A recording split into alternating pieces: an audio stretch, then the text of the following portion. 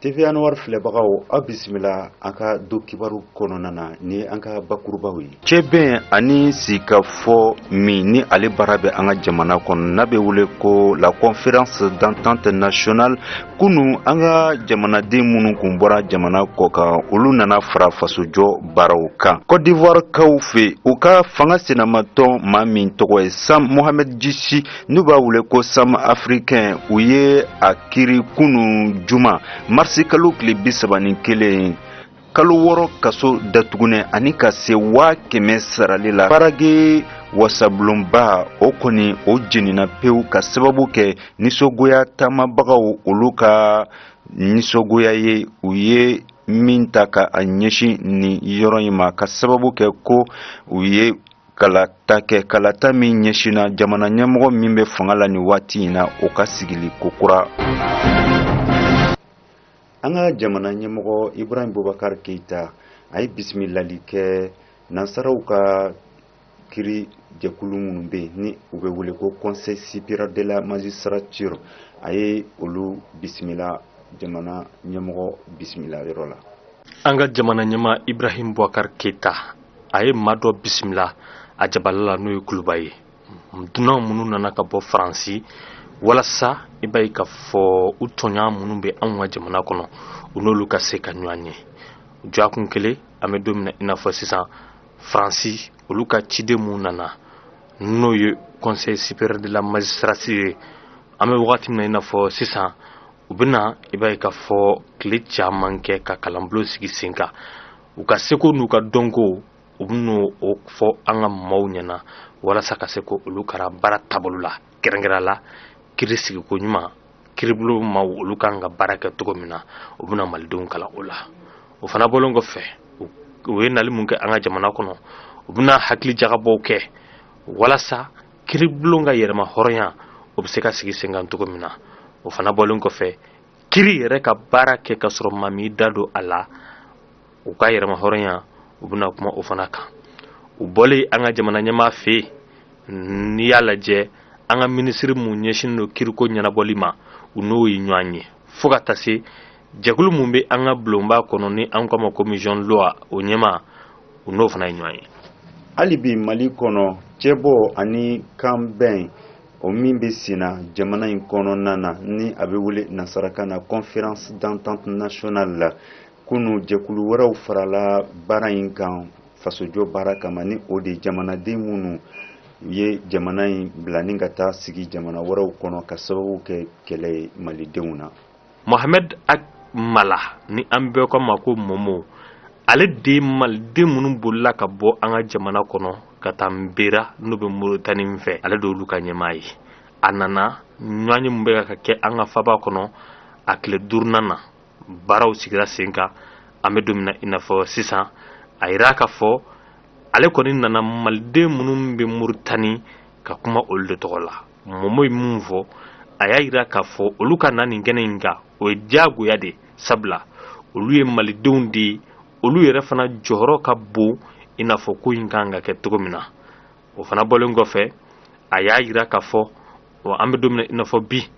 olu ka maaw farala jɛkulu mun kan o ye jɛkulu mun sigira ka bɛn sabati n'an k'a ma ko commission paix. O fana bɔlen kɔfɛ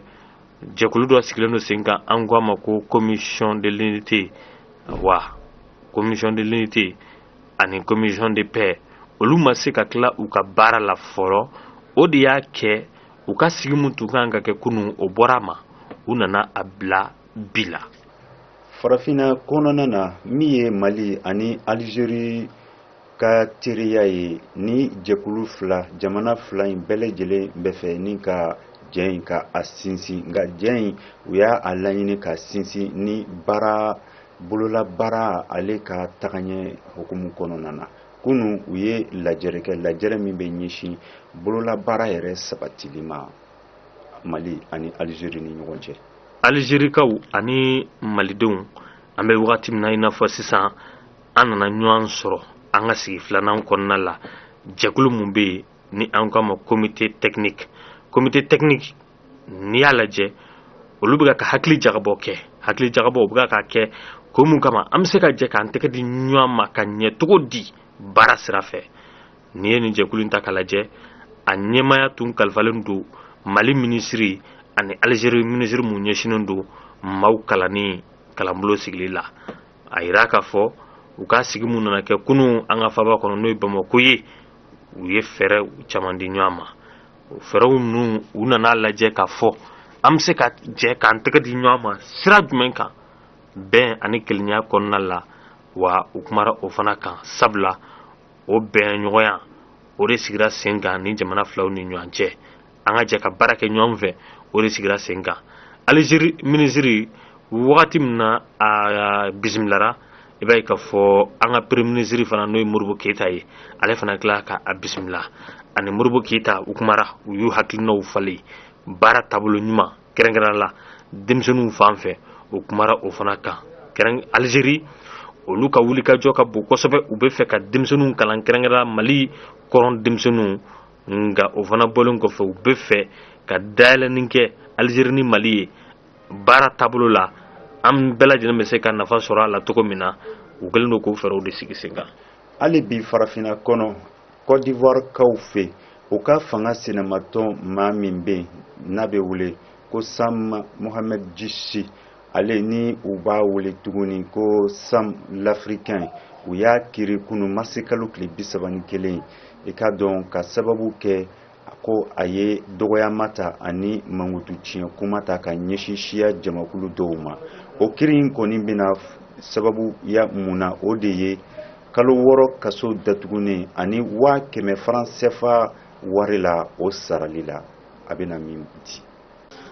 A bɛ parti fitinin dɔ de kunna n'o ye fanga sina parti fitinin ye ani FPI ka surun FPI sigira Laurent Gbagbo de fɛ n'o ye Côte d'Ivoire jamana ɲɛmaakɔrɔ ye Sam Africain an bɛɛ b'a wele o de la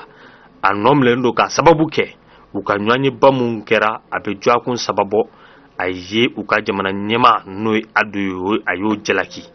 ko o bɛ bɔ Burkina Faso de o somaw bɔra Burkina Faso de wa ko bɛ ka ka i b'a ye k'a fɔ a ka siyaw dɔrɔn de ta k'olu bila ɲɛmaya kɔnɔ Sam Africain an bɛ don min na i n'a fɔ sisan i b'a ye k'a fɔ a kɔni y'a jira ale ma faamuyali sɔrɔ nin ko in na kunu juma don u nana a ɲangi kalo 6 kaso a b'o kɛ a kan ka 100,000 fana sara walasa a ye kuma minnu fɔ n'o bɛ tali kɛ ka maaw ka hakilinaw yɛlɛma siyako la a bɛ se ka i b'a ye k'a fɔ i jɔ n'o ko ye cogo min na Sam Africain a donnen don Bagbomaw fan fɛ k'a sababu kɛ kabiri a kɛra olu ka seereya mun dajara Bagbo la Cour pénale internationale kɔnɔ n'an bɛɛ k'a ma ko CPI a bɔlen kunu juma don fini mun tun bɛ a la k'a daminɛ a kunyanfan f'a senyanfan an ko mun ma fini ma ko paɲi o de tun bɛ a la a bulalama yɛrɛ kɔni wa an bɛ don min na i n'a fɔ sisan a bɔlen fɛn dɔ tun bɛ a da a tun ka ko o b'a ye k'a fɔ o mulanger sani a ka bɔ kiribulon yɛrɛ kɔnɔ ka taa kaso la.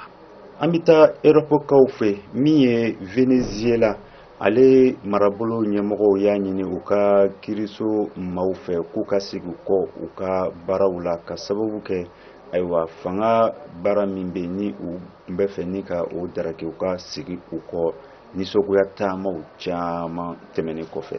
Venezuela gouvernement maaw u ni gɛlɛya bɛ ɲɔgɔn na u ka jamana ɲɛma n'o ye Maduro ye kunun a ye wele bila Conseil de défense national maaw ma n'o ye maa minnu b'a la di jamana la fasa sira kan n'olu ɲɔgɔn ye sufɛ wagati min na ɲɔgɔn ye banna jamana ɲɛma a nana ɲini u ka sanfɛ kiribulon min bɛ yen ni an kama Cour suprême olu tun kɛlen don ka laɲini mun kɛ k'a fɔ k'u bɛna tɛgɛ kɛ bulonba maaw ka fanga bɛɛ lajɛlen na u ka segin u kɔ n'i y'o hakilina ta k'a lajɛ a kɛra sababu ye mankanba nana don u ka jamana kɔnɔ maaw ye taama boloda u ka dugubaw caman na u ka faba kɔnɔ fanga sina maaw olu ka maaw de ka ca bulonba kɔnɔ u y'a jira k'a fɔ k'u bɛna taama boloda sabula kunun u ye taamaba dɔ boloda u ka ɲɛmaaw bi tuguni u kɛlen don ka wele bila jamanadenw ma ko taama ka boloda fan bɛɛ lajɛlen fɛ. Hali bi an bɛ to Europe kaw fɛ min ye Paraguay olu ka wasanboloba taamakɛlaw ni u sobokɔrɔ nisɔngoyalen kun don u ye i ka dɔn jenini ta ka a ɲɛsin wasanbolo in ma ka sababu kɛ i ka dɔn ka kɔngɛrɛ ko u ye kala ta kala ta min n'a bɛ ɲɛsin u ka jamana ɲɛmɔgɔ min bɛ jamana kun an bɛ waati min na n'a fɔ bi o ka fanga kurakurayali kama. N'i ye nin ja ninnu lajɛ Paraguay u ka bulonba n'o b'u ka faba kɔnɔ ni an ko ma Asanson tasuma ani i b'a ye k'a fɔ sisi kelen don ka fan bɛɛ minɛ tamalikɛlaw de dimina sabula kala dɔ taara kala in u ma jɛn o tali ye cogo si la 45 o de sɔrɔla u ka congrès la haute chambre de parlement maaw fɛ wagati min na olu y'a ta an bɛ wagati min na u ye kala mun ta u y'a yira k'a fɔ u ka jamana ɲɛma ale bɛ se k'i kan bɔ jamana ɲɛma kalafili nɔfɛ siɲɛ 2 n'o ye Horacio Cartes ye kabiri o kɛra maaw nan'u ka dimi bolo da u taara bulonba la ka fan bɛɛ kari-kari k'a jeni ka bɔ bɔlɔn kɔnɔ ka faba kɔnɔ wa hali lakana tigilamaaw ka mobili dɔ bɛ u y'u ɲɛsin o fana ma Paraguay kabiri san 1987 wagati min na fu sirila jagoya fanga la